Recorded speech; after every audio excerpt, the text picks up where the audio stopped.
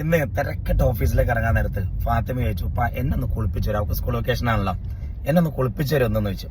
അപ്പൊ അങ്ങനെ അവളെ തലയിൽ എണ്ണയൊക്കെ ഇട്ട് പിന്നെ ബോഡിയൊക്കെ ഒന്ന് മസാജ് ചെയ്ത് അവളെ ബാത്റൂമിൽ കൊണ്ടുപോയി എന്തിനു പറയാ ഷവറൊക്കെ ഓണാക്കി ഷാമ്പൂ ഒക്കെ തേച്ച് സോപ്പൊക്കെ തേച്ച് അങ്ങനെ കുളിപ്പിച്ചുകൊണ്ടിരിക്കുക. അപ്പൊ ഹംദാന് പിന്നെ കുശുമ്പാണല്ലോ, അപ്പൊ എന്നെയും കുളിപ്പിച്ചായിരുന്നു തന്നെ. അങ്ങനെ അവനും വന്ന് അങ്ങനെ രണ്ടുപേരും കൂടി ആർമാദിച്ച് എന്തിനു പറയാ കുറെ നേരം ഒരു അരമണിക്കൂറോളം ആ ഷവറിന്റെ ഹോട്ടിൽ നിന്ന് ചാടി അങ്ങനെ ആസ്വദിച്ച് കുളിച്ച് ഭയങ്കരമായിട്ട് ഞാൻ ഓഫീസിലേക്ക് പോരാൻ നേരത്ത് ഹംദാൻ പറഞ്ഞു, ഇപ്പൊ നല്ല ഒപ്പയാന്ന് പറഞ്ഞു.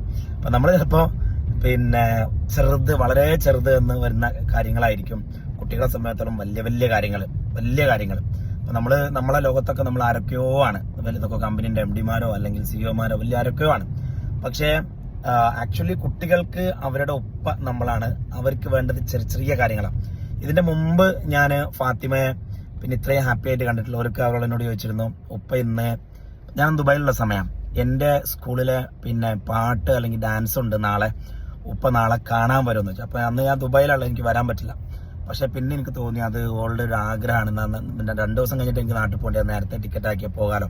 അങ്ങനെ ഞാൻ സർപ്രൈസിംഗ്ലി അവൾ വരില്ല എന്ന് വിചാരിച്ച ഞാൻ സർപ്രൈസിംഗ്ലി അവളുടെ സ്കൂൾ പരിപാടിക്ക് എത്തി. അവള് പെർഫോം ചെയ്യുമ്പോൾ ഞാൻ മുമ്പിലുണ്ടായിരുന്നു. ഭയങ്കരമായിട്ട് അവള് ഹാപ്പിയായി. അപ്പൊ കുഞ്ഞുങ്ങളുടെ ഹാപ്പിനെസ് അല്ലെങ്കിൽ നമ്മളെ അവള് അച്ഛനായി അല്ലെങ്കിൽ ഉപ്പയായി എന്താ പറയാ അംഗീകരിക്കുന്നത് തന്നെ അവരുടെ ചെറിയ സന്തോഷങ്ങളിൽ നമ്മൾ ജോയിൻ ചെയ്യുമ്പോഴാണ്. അത് ഉറങ്ങാൻ കിടക്കുമ്പോഴുള്ള താരാട്ടുപാടലാകാം, അതല്ലെങ്കിൽ ഒരു പക്ഷേ അവര് രാവിലെ എഴുന്നേൽക്കുമ്പോഴുള്ള ഒരു ഹഗ്, അവർക്ക് നേരെ വന്നിട്ട് നമ്മളെ നെഞ്ചത്ത് കിടക്കാൻ കഴിയണം.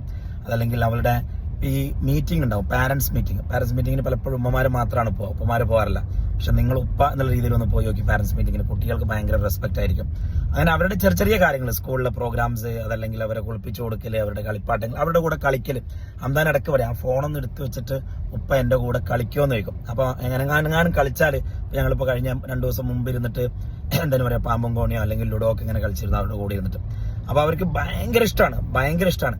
അപ്പൊ നമ്മൾ തന്നെ നമ്മളെ കുട്ടിക്കാലത്തേക്ക് ഒന്ന് തിരിഞ്ഞു നോക്കൂ. നമുക്ക് ഉമ്മയും ഉപ്പയൊക്കെ ഉണ്ട്, നമുക്ക് ഓർമ്മകളൊക്കെ ഉണ്ട്. അതിൽ ഏറ്റവും നല്ല ഓർമ്മകള് അവര് നമുക്ക് വാങ്ങിത്തന്ന ഭക്ഷണമോ വസ്ത്രമോ പാർപ്പിടോ ആയിരിക്കൂല, അവര് നമ്മളുടെ കൂടെ ചെലവഴിച്ച അങ്ങനത്തെ സ്മോൾ മൊമെന്റുകളായിരിക്കും. ഉദാഹരണത്തിന് നമ്മൾ സ്കൂളിൽ വിക്രസ് കാണിച്ച സമയത്ത് നമ്മൾ ഉപ്പയെ കൂട്ടിക്കൊണ്ടുവന്നിട്ട് വന്നാൽ മതി എന്ന് പറഞ്ഞിട്ട് ഉപ്പ വന്ന് നമ്മളെ സപ്പോർട്ട് ചെയ്യുന്ന അല്ലെങ്കിൽ നമുക്ക് വേണ്ടി മാപ്പ് ചോദിക്കുന്ന ഒരു സാഹചര്യം, അവിടെയൊക്കെ നമുക്ക് ഭയങ്കര പ്രൈഡാണല്ലോ.